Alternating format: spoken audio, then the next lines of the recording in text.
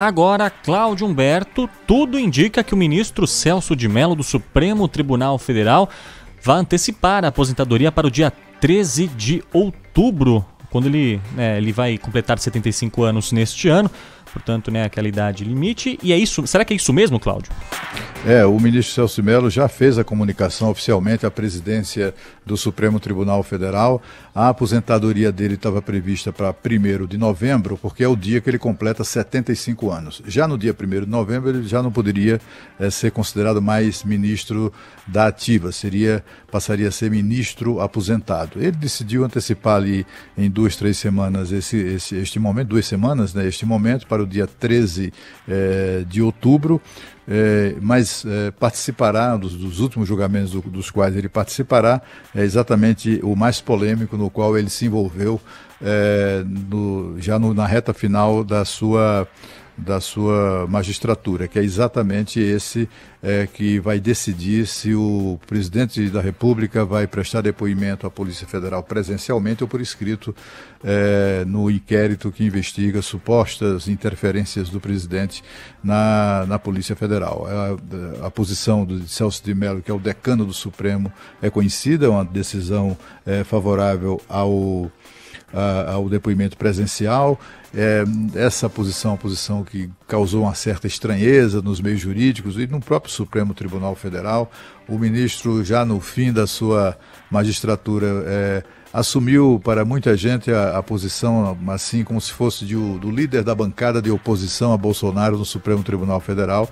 Mas ele não está só nisso, Ele fez várias declarações bastante ríspidas em relação ao presidente da República, mas também outros 6 ou 7 ministros também fizeram declarações muito semelhantes, igualmente duras, e portanto é injusto classificar o ministro Celso de Mello dessa maneira. De qualquer forma, ele teve uma história impressionante. Ele foi um jovem ministro, um ministro nomeado muito cedo e por indicação do então presidente, indicação e nomeação do então presidente José Sarney. Numa trajetória impressionante. Era conhecido exatamente pela qualidade dos seus votos, votos com muita profundidade, com muita reflexão, algo prolixo, mas na medida da necessidade, mas de qualquer maneira ele fez história no Supremo Tribunal Federal. Lana Canepa conosco também, boa tarde, Lana. Primeiramente, feliz dia do rádio. Feliz dia do rádio, muito feliz de estar aqui no rádio. Aí. E o que muda, com a saída de Celso de Mello no Supremo Tribunal Federal? Vai depender muito também de quem virá? Sim, eu acho que essa começa a ser a próxima polêmica, quem vai substituir o decano Celso de Mello. Mas antes, eu queria dizer que eu trabalhei no Supremo Tribunal Federal por um tempo e no trato, o ministro mais gentil ali na chegada, na saída, o mais atencioso com os jornalistas, sempre foi o decano. Ele gosta de dar atenção para as pessoas, ele é didático, ele explica com calma, faz votos muito longos, é sempre o último a votar. Então, a gente sabe que o Supremo Tribunal Federal, depois de 31 anos, perde um dos seus nomes mais notáveis, na participação ali no dia a dia, das discussões, das votações da Suprema Corte. O ministro, sim. Diga, pode falar, Cláudio. Não, é só para lembrar que o ministro é paulista de Tatuí. Puxa bem o R, Cláudio? Interior. Exatamente. E ele sempre foi dito aqui em Brasília que o sonho dele era se aposentar e voltar a viver na sua cidade natal. Não sei se isso é real, mas é o que consta aqui nos meios jurídicos, Ele era uma pessoa de hábitos simples também. Ele não tem nada daquela pompa e circunstância que cercam alguns ministros do Supremo Tribunal Federal. Eu encontrei o ministro Celso de Mello, encontrei assim, entre aspas, mas eu o vi várias vezes sentado no banquinho de shopping tomando sorvete. Adorava sorvete, aparentemente, porque eu vi essa cena umas 3 ou 4 vezes. No mesmo shopping, no mesmo banco e fazendo a mesma coisa, tomando sorvete, Então deve ser alguma coisa que ele aprecia muito. Sim, eu acho que, Cláudio Humberto, se a gente pode dizer algo do ministro Celso de Mello, é que ele é uma pessoa simples no trato ali, no dia a dia, e fez um belíssimo trabalho à frente da cadeira que ocupou por mais de 30 anos no Supremo Tribunal Federal e tem que ser reconhecido por isso e tem que ser respeitado por isso. Agora a gente vem com a conversa sobre a substituição, né? Um terrivelmente evangélico, quem será que vem? Muitos nomes estão aí cotados para essa substituição. E, claro, o ministro ainda trabalha por alguns meses, algumas semanas, aliás, né? Isso. Até que dia 13? 13, mais uma semana? Isso. Uma semana e meia, né? Uma semana e meia dá tempo de fazer alguma coisa, vamos ver, né? Vamos assistir as últimas cenas do ministro Celso de Mello à frente do Supremo Tribunal Federal, da sua cadeira de decano no Supremo. Mas já há algum nome mais forte, Cláudio? Então, tem alguns nomes que têm sido citados, né? O próprio presidente já disse isso. Fica aí falando, mas não é nenhum desses, tá ok? Ele tá sempre tentando despistar, né? Mas há nomes evidentes, né? Aqueles nomes que são bem, como é que eu diria, bem adequados ao cargo, são pessoas preparadas para isso, pessoas que se prepararam, não sei se com esse objetivo, mas estão absolutamente preparadas para isso. Uma delas é o atual ministro da Justiça, André Mendonça, né? André Mendonça é alguém que, além de ser terrivelmente evangélico, é dono de saber jurídico respeitado, é uma figura muito admirada né, nesse campo e, portanto, é uma dessas possibilidades. A outra possibilidade no campo sempre da justiça é o do ex-presidente do Superior Tribunal de Justiça, o ministro João Otávio de Noronha. Esse é dos mais preparados, mais desassombrados, é daqueles ministros que não se preocupam com a reação das pessoas às suas decisões. Ele toma a decisão sempre, ele é muito técnico, ele é muito rigoroso e também muito técnico e não se deixa envolver mesmo por nenhum tipo de pressão. Esse é outro que, inclusive, já mereceu diversos elogios públicos do presidente Bolsonaro, muito embora não tenha com o presidente nenhuma relação. Ele nunca teve, por exemplo, um encontro privado com o presidente, né?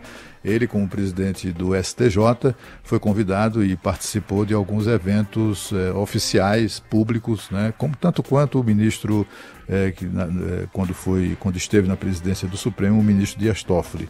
Então, o ministro Noronha é outro nome que se espera venha a ser considerado para assumir o Supremo Tribunal Federal. E o procurador, né, Cláudio Humberto? O Procurador-Geral da República, Augusto Aras, também apareceu em algum momento nessa lista de cotados aí para uma cadeira do Supremo Tribunal Federal. Até teve uma polêmica ali envolvendo as decisões que ele estava tomando para ver se não tinha nenhuma tentativa de favorecimento, entre aspas, aguardando um agrado como retorno do presidente, que seria essa indicação para o Supremo Tribunal Federal. Mas só quem imagina esse tipo de maldade é quem não conhece Augusto Aras. É um dos homens mais dignos que o Ministério Público da União tem. Ele, de fato, é um sujeito muito sério mesmo, e também muito simples, assim, já que a gente falou de simplicidade aqui do ministro Celso de Mello, mas é um sujeito honrado. O Augusto Aras é desses também que não se preocupam muito com a plateia, né?